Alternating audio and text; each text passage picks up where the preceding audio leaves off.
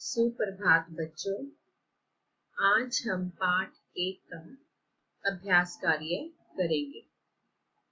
मैं आपको अभ्यास के संकेत बताऊंगी और ये अभ्यास कार्य आपने स्वयं करना है। प्रश्न नंबर 1, पाठं पठित्वा वदन्तु लिखन्तु च शुद्धम अथवा अशुद्धम। आपने पाठ पढ़ा है और उसके आधार पर बताना है कि ये वाक्य शुद्ध है या अशुद्ध। सत्संगति कीर्तिम प्रसारयति। सत्संग की यश को फैलाती है। तो ये क्या है? शुद्धम। पाठ के आधार पर हमारा ये क्या है? शुद्धम। धैर्यवन्तः जनाः सत्य मार्गम त्यजन्ति। धैर्यवान लोग सत्य की मार्ग को छोड़ देते हैं। ये वाक्य गलत है, तो क्या आएगा यहाँ पर? अशुद्धम। कवि इच्छति यत् सर्वेषां कल्याणं न भवतु। कवि की इच्छा है कि सबका कल्याण न हो। ये भी गलत है, क्या आएगा यहाँ पर? अशुद्धम। उत्तमः जनः धनम इच्छन्ति। श्रेष्ठ लोग धन की इच्छा करते हैं। ये भी गलत है, तो क्या आएगा यहाँ पर? अशुद्धम। सन्मित्रम हिताय योज्यते।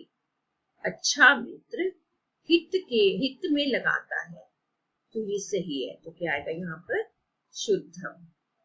आपने वाक्य ध्यान से पढ़ने हैं और सामने आपने शुद्धम और अशुद्धम बताना है। प्रश्न नंबर 2, मंजूषायां प्रदत्त पदै रिक्त स्थानानि पूरयन्तु। जी ये वाक्य है, ये भी श्लोक के आधार पर है और आपकी मंजूषा दी हुई है। मंजूषा से देखकर आपने शब्द भरने हैं। जैसे सर्वे सुखिनः, आपको पता है सब सुखी हो, तो यहाँ से आप ढूंढोगे तो क्या आएगा? भवन्तु। सर्वे सुखिनः भवन्तु, सब सुखी हो। अगला है अधमः धनम नीच धन। अब क्या करते हैं नीच धन? इसमें से क्या आएगा? इच्छन्ति। जो नीच लोग हैं वो धन की इच्छा करते हैं। यहाँ पर इच्छन्ति शब्द आएगा। इस तरह से आपने अगले वाक्य भी पढ़ के और मंजूषा से देखकर करने हैं। तीसरा है मंजूषायाः उचितम अर्थम चित्वा लिखन्तु। मंजूषा से उचित अर्थ देखकर आपने लिखना है। इधर मंजूषा है और आपने इसका अर्थ लिखना है। संस्कृत में अर्थ चेत है। चेत का क्या होता है संस्कृत में? कीर्त्यम। निराम्यः। निराम्यः का संस्कृत में क्या होता है? रोग रहिता। वाची वाण्याम। धीरः धैर्यवन्तः। सन्तः सज्जनः। ये शब्द समान अर्थ वाले हैं, समानार्थक शब्द हैं। अगला प्रश्न, एतेषां प्रश्नानां उत्तराणि एकपदेन वदन्तु लिखन्तु च। आपने प्रश्न पढ़ने हैं और उनका उत्तर एक शब्द में देना है। ये जो प्रश्न है पूरे पाठ के आधार पर है। सन्मित्रम कस्मात् निवारयति। अच्छा मित्र किससे हटाता है? आपको पता है, देखो कस्मात पंचमी विभक्ति में प्रश्न पूछा गया है। पंचमी विभक्ति है, तो जो आपका उत्तर है वो भी पंचमी विभक्ति में आना चाहिए। आपने यहाँ सिर्फ यदि पाप लिखोगे तो आपका वो उत्तर गलत होगा। तो इसमें है अच्छा मित्र किससे हटाता है? कस्मात किससे, तो आपका उत्तर पाप नहीं, पाप से। यदि पापात लिखोगे तभी आपका उत्तर सही है, नहीं तो गलत होगा।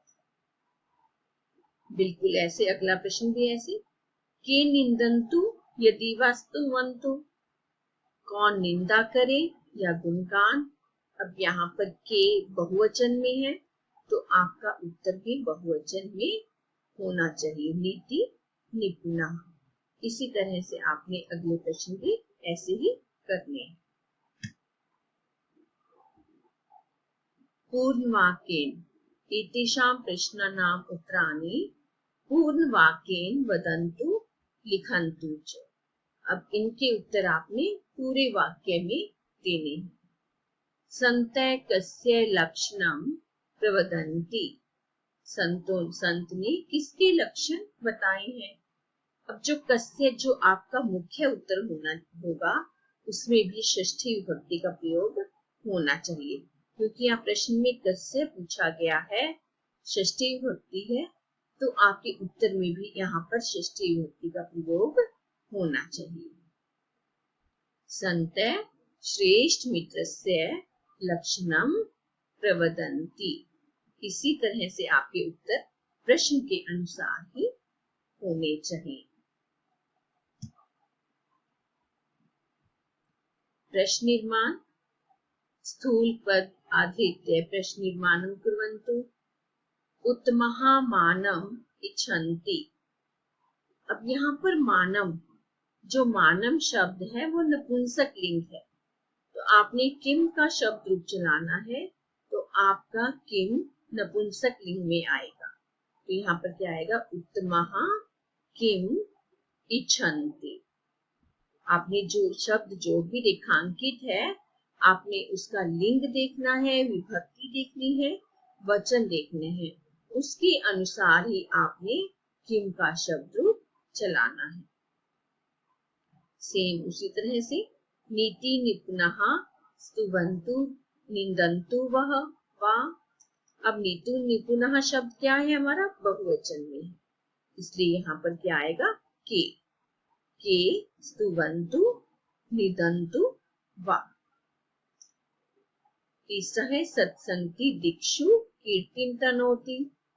अब यहाँ पर सत्संगति दिशाओं में यश को फैलाती है। अब यहाँ पर किम का शब्द रूप नहीं चलेगा, आपको पता है, इसका प्रश्न निर्माण हिंदी में करो पहले। सत्संगति कहाँ यश को फैलाती है, तो यहाँ दिक्षु की जगह क्या आ रहा है, कहाँ। तो यहाँ पर कहाँ का क्या होता है संस्कृत में, पुत्र, इसलिए यहाँ पर पुत्र शब्द का प्रयोग होगा। सत्संगति पुत्र कीर्ति तनोति। इसी तरह से आपने आगे प्रश्न निर्माण आपने स्वयं करने हैं। प्रश्न नंबर 7, उचितं भावं चित्वा इति चिन्हेन चिन्हितं कुर्वन्तु। ये आपको दिया आगे, चेतः प्रसादयति, मन को प्रसन्न करती है। यहाँ से आपने देखना है कौन सा वाक्य मन को प्रसन्न करती है, सेम अर्थ दे रहा है। मन है प्रसन्नम न भवति, मन प्रसन्न नहीं होता, गलत है। मन है दुखी भवति, मन दुखी होता है, ये भी गलत है। चित्तम प्रसन्नम भवति, चित्त मन प्रसन्न होता है, इसका और इसका अर्थ सेम है, एक जैसा है, इसलिए ये ठीक है। इसी तरह से आपने अगले प्रश्न आपने स्वयं करने हैं।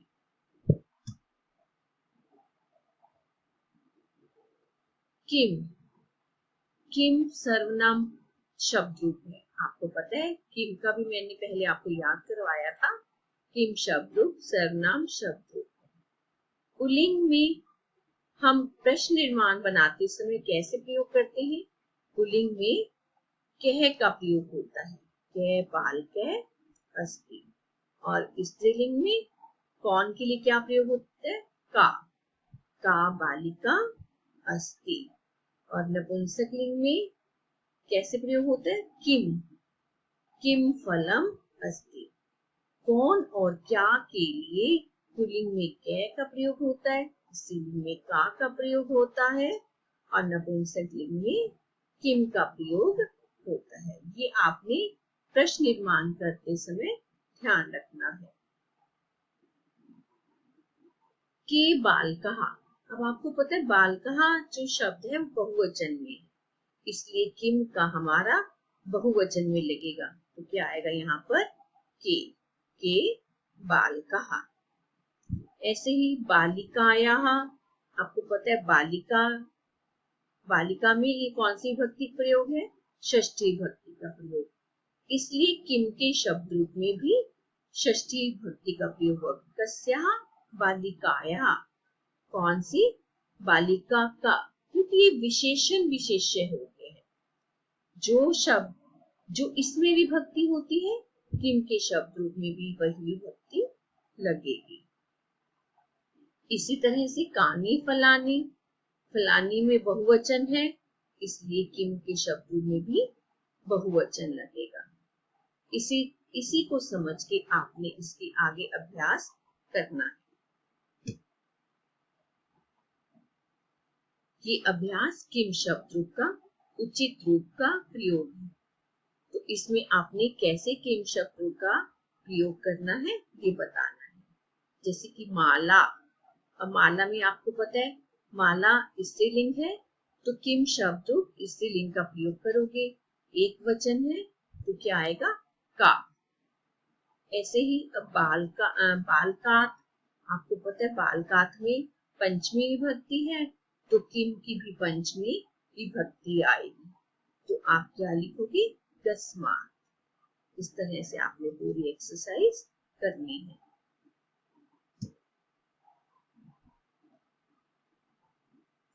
कि वाक्य निर्माणम कुर्वन्तु, आपने वाक्य बनाने हैं। तीन बॉक्स दे रखे हैं, इसमें तीनों में से आपने एक एक शब्द लेना है और वाक्य ऐसा बनाना है कि आपका पूरा वाक्य सार्थक होना चाहिए, उसका कोई ना कोई अर्थ होना चाहिए। जैसे कि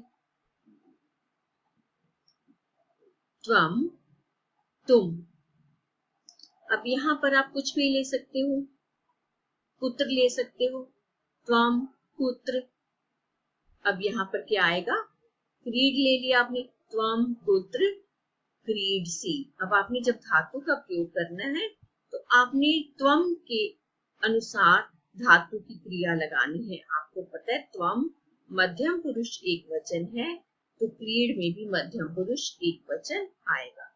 त्वम पुत्र क्रीडसी, और पीछे प्रश्नवाचक चिन्ह लगाना है। ऐसे आप और कोई वाक्य देखो, जैसे आपने अहम, अहम है तो अहम आप बना सकते हो कथम। अब यहाँ पर खाद लगा सकते हो धातु। अब अहम के साथ क्या आएगा, खादामी, मैं कैसे खाता हूं, या अहम कथम चलामी भी लिख सकते हो, तो मैं कैसे चलता हूं। आपने कर्ता के साथ क्रिया कैसे लगानी है वो आपको पता होना चाहिए, उसका प्रयोग आपने यहाँ पर करना है।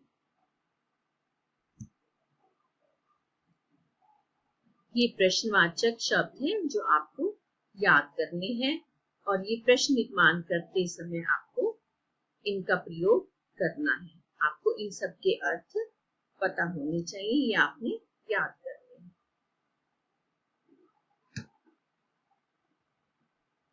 ये है उपसर्ग।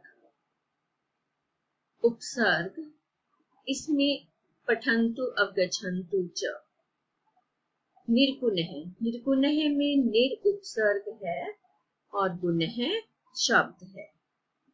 निपातेन, नि उपसर्ग है, पातेन शब्द है। इसी तरह से आपने उपसर्ग वाला एक्सरसाइज, उपसर्ग की एक्सरसाइज करनी है। आहार में आ उपसर्ग और हार शब्द है।